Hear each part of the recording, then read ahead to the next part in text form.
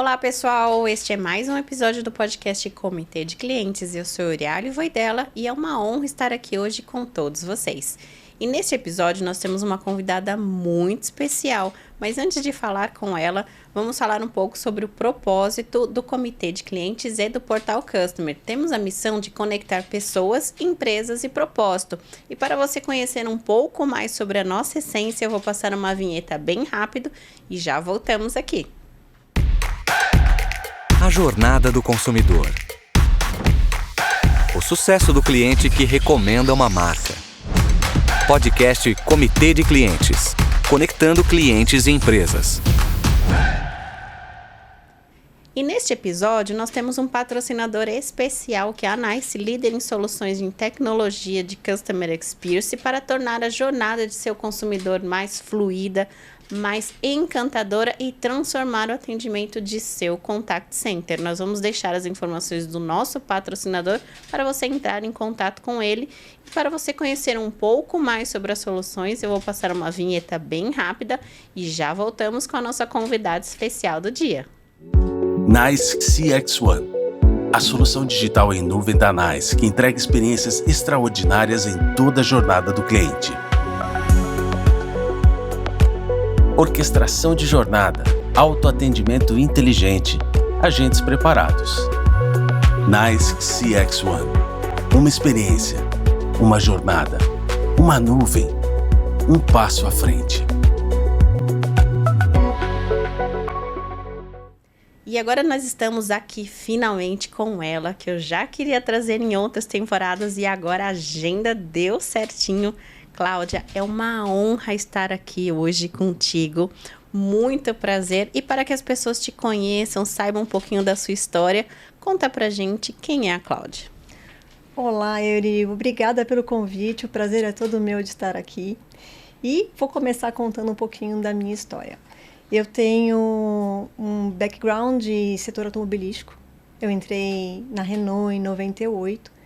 A marca ainda não tinha se consolidado no mercado, não tinha fábrica ainda, então eu vi nascer uma marca. E toda essa história, né, de como eu entrei no Customer Experience aconteceu com ela. Eu tive em 2008 um desafio. Eu atendi as concessionárias, era account manager, e eu fui para uma das concessionárias que tinha a pior nota do Brasil. E não era só a pior do Brasil, era a quarta pior do mundo. E me deram esse desafio, eu falei, não tem jeito. Como é que eu vou consertar, né, uma situação como essa? É a pior do mundo. Como é que eu vou dar jeito nisso? E foi como eu fiz. Eu comecei do zero. Como é que o cliente entra? Como é que ele se sente? Então, a primeira visita que eu fiz naquela concessionária, eu vi uma dificuldade enorme para a gente estacionar o carro, porque tinha uma fileira de carros seminovos em demonstração, onde era para o cliente estacionar o carro. E aí que eu fui entrando em todos os processos. Naquela época eu nem imaginava que existia Customer Experience, né? Eu fui lá para melhorar uma nota, a qualidade, que naquela época nem era NPS. Era o que a gente chamava de QVN, que é a qualidade de veículos novos, que é uma métrica totalmente da montadora. E aí que eu fui ver os processos estavam todos errados, né? Descobri, por exemplo, que tinham vendedores que não ofereciam test drive porque não tinham carteira de habilitação. Então, eles não ofereciam test drive para os clientes porque eles não se sentiam seguros para oferecer esse tipo de serviço. Então, tinha erro já no RH. Depois eu fui no financeiro, tinha problema no financeiro. Uma das questões mais gritantes era o prazo de entrega do veículo novo para o cliente que não era respeitado. E aí eu fui descobrir por quê. Porque, assim, o pátio da concessionária estava lotado. Então, qualquer manobra que se fizesse danificava o carro. E danificando o carro, teria que ir para reparo. Indo para reparo, demorava o prazo de entrega. Então, foi uma série de coisas que foram sendo desvendadas que a gente conseguiu, com muito custo, levantar a nota, né? Naquela época, QVN, que seria o nosso NPS atual. E aí que a gente foi fazendo acontecer. Então foi muito difícil e ao mesmo tempo muito legal, foi desafiante. Bom, em 2009 eu saí da montadora, eu precisava, né, entrei numa fase de querer descobrir quem eu era, o que eu gostava de fazer, o que eu sabia fazer de melhor, tal. Dei um tempo e Até então eu tinha carro de frota. Eu tinha o carro da montadora e a cada 6 meses a montadora trocava. Então, a cada 6 meses eu tinha um carro novo, que não me dava problema, é óbvio. Agora, quando eu saí da montadora e fui ter o meu próprio carro, aí eu fui saber o que é ser cliente. O que é você, a dificuldade que você tem para fazer a revisão do seu carro, a primeira revisão, a segunda revisão, como é difícil você marcar, como é difícil você ir. Um monte de mecânico tentando te vender coisas que você não precisa. E olha, eu saí da marca, né? Eu fui para 3 marcas diferentes. E as 3 marcas diferentes tinham o mesmo problema. Não era uma questão de uma marca ou de outra, não. Os mesmos desafios. Né? Quando você vai entregar o seu carro usado no pagamento do seu novo, as montadoras não têm noção a quantidade de custo psicológico que isso tem, um preço psicológico. Por quê? Quando você sabe que a data da entrega do seu carro é dia 10, por exemplo, você se prepara para trocar o carro dia 10. Então, você já avisa a pólice do seguro, que vai mudar o chassi, né, da pólice. Você já avisa o seu condomínio que o carro mudou. Se você for buscar o filho na escola, você tem que avisar na escola que a placa do carro mudou. Então, é uma série de microprocessos que desgastam. E o pior é quando se atrasa a entrega do carro e não te avisa, você fica sabendo no dia, e a pólice do seguro já mudou. Então, você é obrigado a andar com um carro sem a pólice, o carro usado, sem a pólice, até o seu carro novo estar pronto para ser entregue. Então, é um custo psicológico. Então, isso eu nunca vivenciei antes. Foi sendo cliente que eu fui descobrindo quantas dores eu não conhecia. Então, essa foi a minha história, né? Bom, aí passou um tempo, vem aquela crise da meia-idade, você começa a saber o que eu vou fazer da minha vida, estou ficando velha e tal. E eu fui para terapia, né? Falei, quem é a Cláudia? A Cláudia gosta de fazer. E depois de 1 ano de terapia, eu contei essa história da pior concessionária em nota qualidade de atendimento que me deram. E aí a psicóloga falou, é a primeira vez que eu vi teus olhos brilharem. Essa é a carreira que você tem que seguir. E foi aí, então, que veio o CX no meu coração, no meu sangue, que já estava aqui, só que eu não sabia, né? Então, essa foi a história da minha vida. O que é, aliás, o CX para você? Olha, o CX para mim é uma forma de você conectar emocionalmente uma marca com o seu público. Eu vejo isso como uma forma estratégica. Por quê? Porque um produto hoje se copia. Qual que é a diferença de uma máquina de lavar a louça da marca tal ou da marca Y? Os produtos são muito parecidos, os serviços são muito parecidos. Agora, o que você sente em relação a uma marca ou outra é que vai ganhar concorrência. Então, para mim, CX é uma coisa estratégica, é de sobrevivência até. Hoje é de sobrevivência. É de sobrevivência. Para as empresas. E a gente estava falando no episódio, né, anterior, para as empresas hoje se manterem atrativas para o consumidor, cativar o consumidor e ter ao mesmo tempo uma estabilidade financeira do lado de dentro, é sobrevivência. É sobrevivência. E dentro do setor automobilístico, como que isso se converge? O que é a experiência do cliente hoje nesse setor? É um grande desafio. É um grande desafio porque a indústria automobilística faz hoje o que ela vem fazendo há mais de 100 anos. Então, se você pegar uma foto, outro dia eu peguei uma foto de um showroom de uma concessionária dos anos 20. Dos anos 20. Você pega hoje em dia uma foto nova, você vê que pouco se mudou. Então, é muito enraizado os processos, né? Então, a forma de se relacionar com o cliente ainda está muito voltada a processo. E isso vai ser um pouco difícil de tirar. Temos um longo caminho. Então, se a gente falar de maturidade, temos um longo caminho, na sua opinião? Temos. Eles sabem, né? Os profissionais do setor automotivo sabem que é importante, mas não sabem nem por onde começar. Eles exploram muito o veículo. O produto, e propaganda, mas relacionamento com o cliente em si mesmo ainda tem um longo caminho pela frente. Aliás, muito se fala de atendimento há muitos anos, Sim. mas falar de forma autêntica, que aquela empresa se apaixone pelo seu cliente e que esse cliente se apaixone pela empresa, ou seja, que aquele relacionamento de fato seja genuíno, não seja algo da porta para fora, seja algo da porta para dentro, de fato um customer centric, de fato o CX na sua essência pura. Quais são as dicas da Cláudia? Olha, primeiro, a gente tem que mudar a visão de que cliente é um provedor, né? Porque as pessoas olham para cliente como se ele fosse uma carteira, né? Olha, entrou uma carteira nova aqui na loja, vamos ver quanto essa carteira vai gastar aqui. Agora, o que eu acho é que quando a gente trabalha por um propósito, muda assim. O jeito como você trabalha é outro, o jeito como você fala com o cliente é outro. Você não está lá para ganhar dinheiro, você não está lá para vender, você está lá por algum propósito. E é aí que eu acho que é a alma do negócio, é o capital espiritual da empresa, entendeu? Enquanto ela não enxergar que... Estou falando de qualquer setor, vamos pegar um setor de médico. Sim. Se você pegar um médico e não ver aquela pessoa como uma doença a ser tratada, ou como um paciente que paga, mas como uma vida que tem que quer viver melhor, que quer ter uma qualidade de vida melhor, você tem uma missão, você tem um propósito. Sim. Você tem um propósito de mudar a vida daquela pessoa. Aí você muda o foco e aí o cliente vai gostar de você.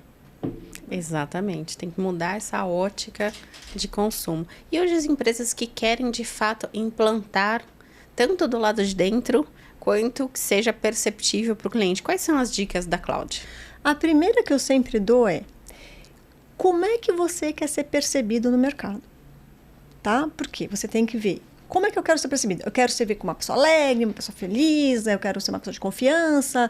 A maioria das marcas coloca inovadora, né? Tá eu na quero moda ser inovadora, agora. Tal. Mas o que é ser inovadora?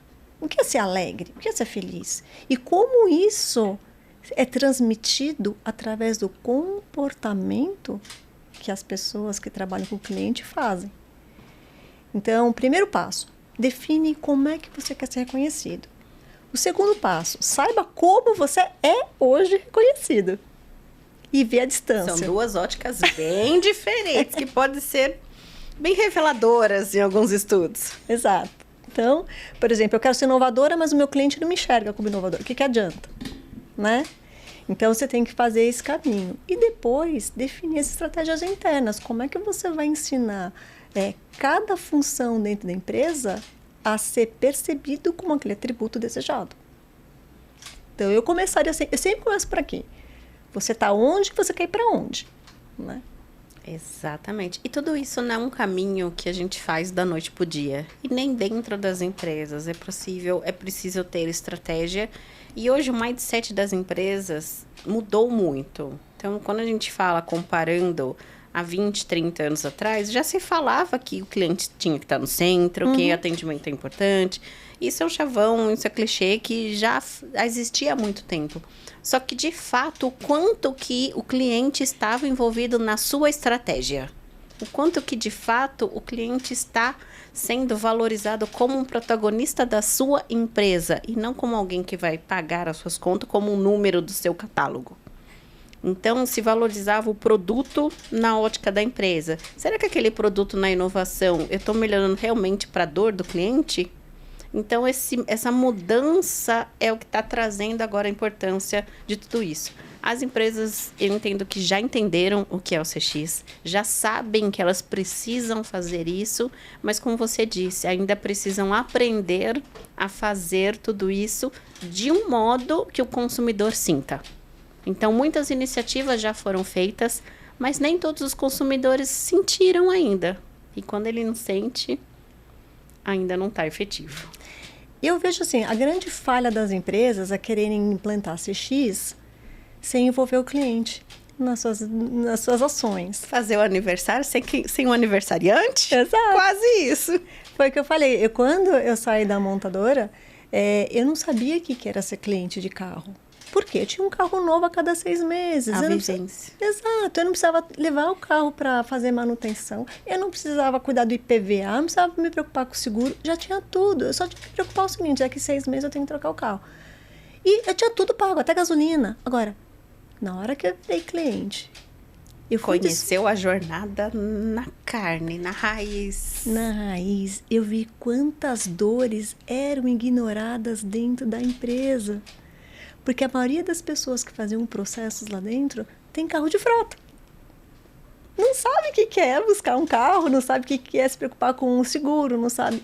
Então, quando eu deixei de ser, né, eu saí da Torre de Marfim, que a gente fala, e fui realmente para a batalha, eu falei, gente, eu não conheço nada do cliente. Andar com os pés nos sapatos do cliente. E o pior, quem está fazendo os processos lá dentro para melhorar a vida do cliente não sabe o que é ser cliente. Então, a maioria das empresas falham em fazer ações de CX quando não envolvem o cliente. Isso é um erro grotesco, né? Para mim, isso não é CX, tá? É processo, não é CX. É um ponto que a gente está falando, né, dessas oportunidades dentro das empresas e que eu já acompanhei muito, e acredito que você também já tenha acompanhado muito, são os mapeamentos de personas sobre a ótica do conhecimento interno da empresa. Então, já me deparei com a empresa. Como é que você mapeou aqui a sua persona? Não, a gente trabalha com esse cliente, com esse público, com esse produto já há 5, 10, 20 anos e ele é assim, assim, assado. Com base em que você está trazendo isso? Com qual amostra? Com qual estatística? Não, nenhuma estatística. Eu conheço o cliente. Exatamente. Uma vez você falou para mim, né, e depois eu fiquei pensando que definir persona não é só post-it. Não é post-it, não é índice cadastral. Catálogo Exato. cadastral. IBGE, né? IBGE, não é senso, gente. Idade, nome, endereço, não é persona. Não é. E aí eu falei assim, tudo bem, não é, mas como é que eu definiria, completaria essa fala da Euriale, né? Eu falei, bom, primeiro, pode até se começar um processo com post-it ou Miro, o que seja, você vai definir principais comportamentos que os clientes apresentam. A partir disso, você vai fazer a questão do impacto e frequência. Exato. Né? E aí sim você vai começar a fazer, assim, depois para fazer o impacto e frequência, você tem que ir a campo. É campo, é estudo. Você não vai fazer do seu escritório, da sua tela de computador. Você tem que ir a campo e fazer a amostra. Tá, de sábado a domingo aparece o persona A. Mas de dia de semana aparece mais o persona B. Então você tem que saber, inclusive, você tem que conhecer os passos de cada persona. Exatamente. E o campo, ele é riquíssimo Muito. quando a gente sai do escritório e vai conhecer a realidade do cliente. Não tem nada que se substitui. E eu sempre recomendo para os presidentes, diretores, gerentes, líderes, fala com o cliente. Vai até seu PDV, vai na loja, vai no call center. E não é sentar do lado do operador, não é ir ficar do lado da vendedora no balcão. É atender o cliente. E de preferência, aqueles clientes que são mais exigentes. Porque aí você vai sentir de fato a dor do seu consumidor. E ele vai falar para você aonde que tá doendo para ele. Ele vai te dar um presente e a decisão é sua de sair do lugar ou de ficar no mesmo lugar. A empresa que ficar no mesmo lugar, a gente já sabe que ela vai perder mercado. E aquele consumidor não vai voltar a segunda vez. E se ele tomar uma ação efetiva que aquele consumidor sinta, a gente sabe, fala, olha, aquela empresa, eu sei que ela não é perfeita. E a gente sabe que nenhuma empresa é perfeita, e a gente não é perfeito. Mas o que o diferencia é, olha, aquela empresa ali, você pode comprar. Porque se tiver um problema, eu sei que ela vai resolver. Exato. Você sabe que, assim, eu tive, né, uma vez um cliente que era uma concessionária, ele queria entender um pouco de CX. Eu falei, como é que eu vou explicar CX para um diretor que tem uma mentalidade ainda, né, bem dos anos 40, 50, quando se vendia carro... Não, na verdade, não se vendia carro, se tirava pedido, né? Eu falei, vem cá, você topa fazer um dia comigo? Topo, então tá. Então vamos para uma concessionária sua, né? E aí eu vou te colocar sentado na sala de espera da oficina mecânica. Não, sério, eu tenho muita coisa para fazer. O seu cliente também. Então, quando você atrasa, você está pegando o seu cliente, que tem a mesma rotina que você, e está atrasando. Então, vamos ficar naquele sofá? Vamos ver se aquele sofá é confortável? Aí a gente foi. Sentou no sofá, ele esse sofá tá meio sujo, né? Meio desgastado. Eu falei, pois é. Só que você não enxerga isso, o cliente enxerga. Mas fica aí mais um pouco. Eu vou pegar um café. Aí ele foi pegar o café. Nossa, o café tá frio e tá sujo aqui, né? É como o seu cliente te vê.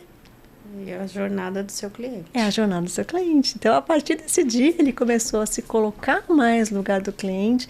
E aí, hoje você pega as coisas assim, sofá, eles trocaram o sofá, o café é um café de máquina, não é mais um café de garrafa térmica, né? Então, eles fizeram uma série de coisas. E eu falei para ele, tem mais, você só passou um dia comigo. Passou algumas horas aqui sobre essa ótica. Quer ver uma coisa que eu odeio? Quando você entra no banheiro feminino, não tem ganchinho para colocar a bolsa. Exatamente. E é uma coisa simples de resolver, não é, sabe? Se fosse uma coisa da NASA.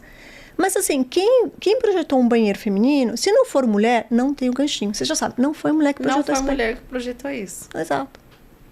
E algo simples, barato. Então, você sabe que não foi uma mulher que planejou, que fez a construção. E você sabe que quem fez aquilo não pensou na jornada da mulher. Não pensou. Não sabe que é fazer xixi segurando a bolsa. Quando não tem um propósito, né? Quando você não está trabalhando por um propósito. Você está trabalhando pelo dinheiro, né? Exato. Por isso que eu falo, a marca, muito se fala de, o consumidor tem que se apaixonar pela marca. E a marca se apaixonar pelo consumidor? Pois é. Como a gente faz também do lado de dentro a marca se apaixonar pelo consumidor. E falando do lado de dentro, existem muitos indicadores que a gente olha de CX. Quais indicadores você, como Cláudia, a gente sabe que você é uma estudiosa nata, vários cursos sobre isso, né? Quais são os indicadores que a Cláudia sempre gosta de olhar? Existem várias métricas, né, no mercado, NPS, CSAT, o CES. Eu acho que essas métricas, elas funcionam muito bem quando a empresa é muito grande, porque você precisa delas. Agora, quando a empresa é pequena ou média, o que eu mais gosto mesmo é observar. Por quê? Porque dentro de uma pesquisa, nem sempre o cliente está sendo verdadeiro, mas não é porque ele é mentiroso, porque ele é safado, nada disso. Não, é porque ele tem outra coisa na cabeça dele. Ele acha que naquele exato momento que você perguntou, tá tudo ótimo, maravilhoso, passou 2 dias, não tá mais, entendeu? Então, não é uma questão, assim, de confiar ou não no que o cliente está falando. Não, ele realmente, naquele momento, ele estava feliz com a marca. Mas quando você começa a observar, você consegue ver coisas que o cliente nem ele percebe. Né? Por exemplo, eu gosto muito de usar um exemplo de um restaurante que eu fui e eu perguntei como é que eles faziam, né? Para um restaurante pequeno, não tem estrutura, PNP, essas coisas. Ela falou assim, Cláudia, é muito simples. Eu vejo se sobra a comida no prato. Se está sobrando a comida no prato de determinada receita que eu fiz, não teve sucesso. Então, eu não repito.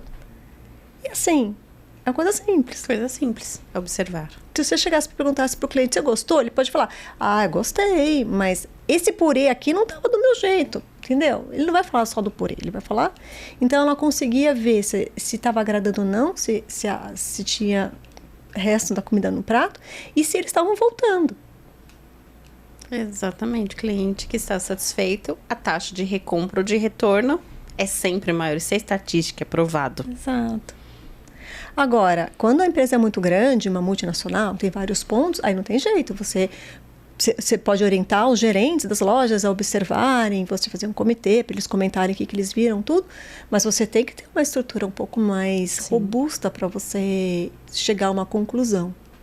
Mas observar dados de compra, dados de retorno, essas coisas você tem que ter. Exatamente. E hoje a tecnologia ajuda muito a gente a resolver tudo isso, né? E a tecnologia com CRMs para trazer dados, trazer mais indicadores, hoje já é muito mais acessível com as plataformas em nuvem do que era antigamente. Sim. Então, tornou tanto para as PMEs quanto para as médias insights maiores. Observar é importante, é muito importante, mas você quantificar tudo isso também é importante para a tomada de decisão, para não cair só no âmbito da percepção sem dados. Exato.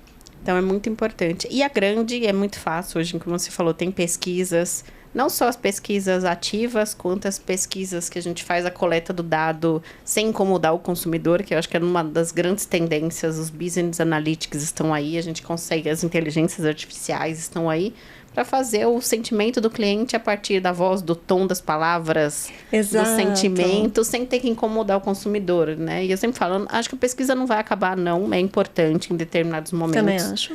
Mas os percentuais de pesquisa de resposta estão diminuindo cada dia mais. As pessoas não têm tempo de, às vezes, responder pesquisas longas. É uma enxurrada, né, de pesquisa. Agora é muito, Você apertou o botão do elevador, qual é a sua nota NPS para o botão do elevador? Você, né, pegou o Uber...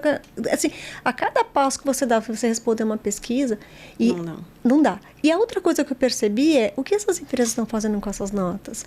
Assim, e outra coisa, por exemplo, eu estou agora em processo com um plano de saúde, eu ligo lá, tenho um atendimento, dá para você ficar um pouquinho mais da linha para responder a minha pesquisa? Dá. Aí, depois de 2 horas, você liga de novo. Dá para você ficar mais 2 minutos? Eu falei, poxa, eu vou ficar a cada 2 minutos que eu ligar para essa empresa para responder. Assim, os 2 minutos são mais tempo do que eu. Você respondeu a primeira, você não vai responder a segunda, você vai desligar. Só para você avaliar meu atendimento, tá? Né? Exatamente. Então, hoje é importante, aí a gente volta, né, na estratégia de CX, numa estratégia corporativa. Hoje tem URAs que, se o consumidor respondeu na primeira vez e ele ligou em 24 horas, a própria URA não oferta a segunda pesquisa. Porque ele já respondeu da primeira. Mas não é o mesmo operador, mas é o mesmo cliente. Nossa, eu acho que esse ano, né? O ano passado, porque esse ano só tem 25 dias. Mas o ano passado, acho que eu recebi 2 ou... Não, olha, menos de 10 ligações para fechamento de loop, como cliente. Como cliente. E a gente responde todas. Eu respondo quase todas que eu recebo. Eu vou falar que eu respondo todas, mas quase todas eu recebo. Mas poucas marcas dão feedback de verdade. É verdade. E eu respondo de propósito, que é para testar a marca. Eu também. Você também confessa. Eu olho, deixa eu ver o que essa marca tá perguntando. Tá legal esse questionário. Não, esse aqui já tá mais ou menos, mas eu vou responder. E eu fico super feliz quando eles ligam, sabe? Sim. Fico super... Não, esse sim. Você sabe que outro dia eu fui fazer um exame médico? Um exame laboratorial. E eu tava lá esperando pra coleta. E eu vi... Eles tinham um NPS, Totem. Um painel. Do NPS, escrito, era um bloco branco, ele escreveu a nota NPS na caneta removível lá. E eu como se não quisesse nada, o que é esse NPS, hein? Eles me explicavam. Aí eu falei assim, mas tá baixo ou tá alto de você? Nossa, tá acima da nossa média. Eles estavam super felizes, vibrando. E aí depois tinha os troféuzinhos que eles tinham, que é individual. Nossa, eu falei assim, gente... E realmente, era uma empresa muito legal. Foi um laboratório bem bacana que eu fui. Isso a gente fica feliz, porque de fato, não só o colaborador entende de fato a importância, como aquilo se traduz de uma forma verdadeira, de uma forma não impositiva, né? E nenhuma forma que, se você não me der 9 e 10, eu vou ser punido. A gente já se deparou com marcas que isso acontece, mas de uma forma genuína e que o colaborador sabe a importância daquilo, cuida do cliente, de fato. Não, e foi mais legal que ele falou assim, sabe há quantos anos eu trabalho aqui? Eu falei, não, quantos anos? Há 15 anos. Eu sou apaixonado por esse lugar. Eu falei, gente, olha que benchmark maravilhoso. Ai, que lindo, vamos conversar. Amanhã eu volto para tirar outro sangue, aí você... Amanhã eu volto, a gente pode tomar um café? Que hora que é seu intervalo? Foi muito bacana mesmo. A gente sente, o cliente sente, né? Sente. Então... Isso é fato. E, Cláudia, na sua opinião, agora em 2023, como o cliente se apaixona, como o cliente sente de verdade? A gente falou da ótica de dentro da empresa, né? E agora da ótica de fora. E eu acho que assim, o cliente ele enxerga a marca como se fosse uma pessoa. E ele quer se relacionar com essa pessoa, né? Então, eu vejo assim, quando eu adoro uma marca, ela pisa na bola comigo, eu quero consertar. Eu ligo para ela e falo assim, olha, o seu produto é maravilhoso, mas você pisou na bola comigo. E eu fico totalmente decepcionada quando eu não tenho retorno. Falei, poxa, eu gosto tanto dessa marca. Eu sou cliente dela há 5 anos. E eu fiz uma crítica construtiva, porque eu quero que ela continue no mercado, que ela prospere, porque eu não quero deixar de usar os produtos dela e ela não está nem aí. Então, o relacionamento, você tem que pensar que a marca é uma pessoa que tem que se comunicar com outra pessoa.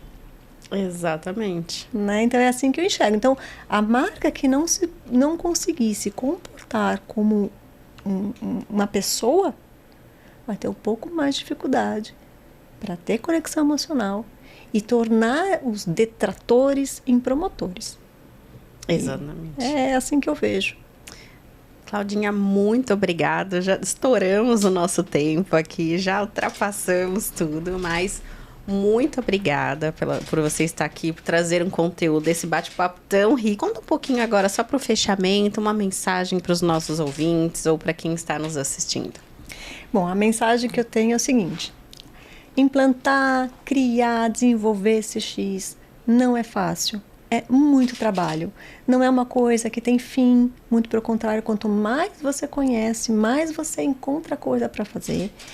Mas o que eu posso dizer é que vale a pena. Então, olha, para mim CX vale a pena e é gostoso. Então, eu invista nisso, gente, porque é a única chance que a gente tem de sobreviver. E as empresas precisam sobreviver. E qual que é o meu propósito? Meu propósito é fazer as empresas sobreviverem, prosperarem, porque elas precisam empregar pessoas. E outra coisa, o cliente, ele tem opção. Agora a empresa, não. Né? Então, assim, eu faço o CX mais em prol das empresas do que em prol do cliente, porque o cliente está garantido. Então, essa é a mensagem que eu tenho.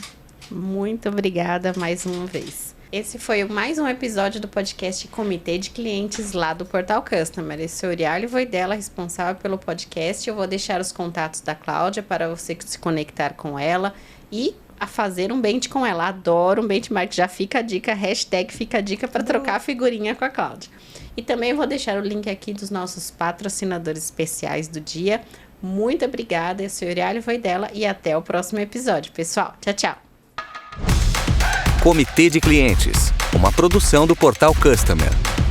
Oferecimento customercentric.com.br. Especialista em criar experiências incríveis.